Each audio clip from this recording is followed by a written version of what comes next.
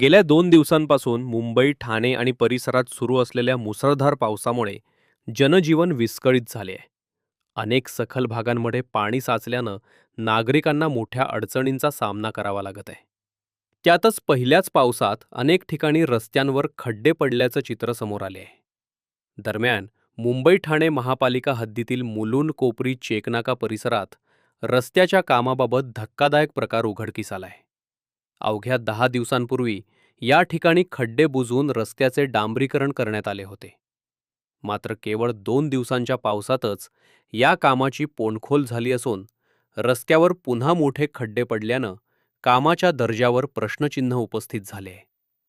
या खड्ड्यांमुळे एका वाहनाचा अपघात घडल्यानंतर मुंबई महानगरपालिकेनं तातडीनं घटनास्थळी कोल्ड मिक्स डांबराचा वापर करून संबंधित खड्डा बुजवला.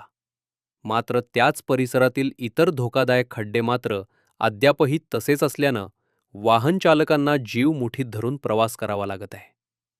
वाहन चालकांनी संबंधित यंत्रणेकडे तातडीनं सर्व खड्ड्यांची दुरुस्ती करून निकृष्ट दर्जाच्या कामाची चौकशी करण्याची मागणी केली आहे.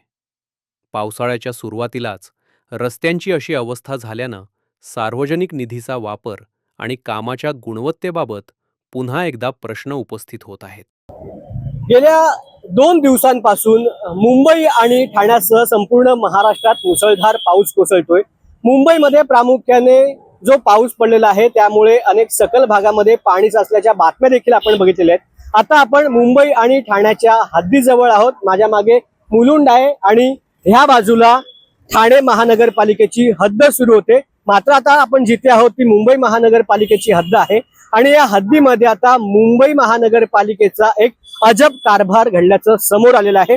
अजब कारभार ह्याच्यासाठी गेल्या 2 दिवसांपूर्वी या ठिकाणी एक अपघात झाला होता, रिक्षेचा अपघात झाला होता.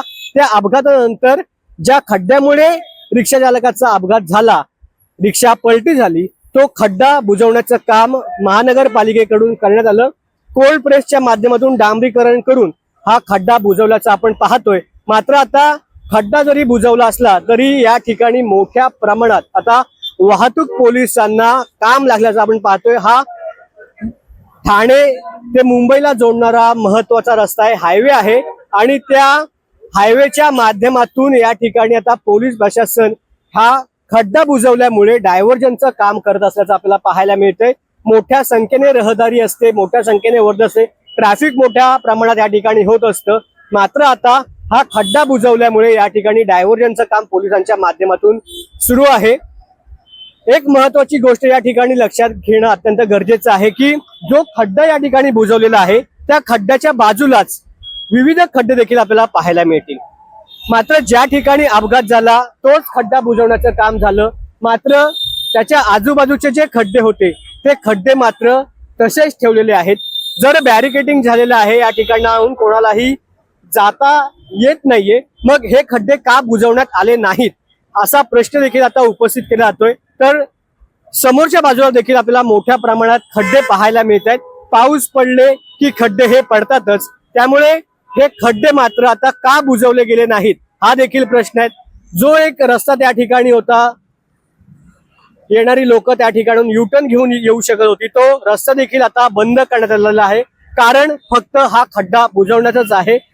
मात्र हा जो कारभार आहे तो असा अर्धवट का केला गेलाय, का अशा पद्धतीने खड्डा बुजवण्यात आलेला आहे, उर्वरित खड्डे का बुजवले गेले नाहीत, की एखादा अपघात नव्याने घडण्याचा या ठिकाणी महापालिका प्रशासन वाट बघतंय की कुठल्या खड्ड्यात अपघात घडेल आणि मग तो खड्डा आपण लगेच बुजवू, अशी कोणती वाट ठेकेदार आणि या ठिकाणी असलेलं महानगरपालिका प्रशासन बघते का, हाच प्रश्न या ठिकाणी उपस्थित होतोय.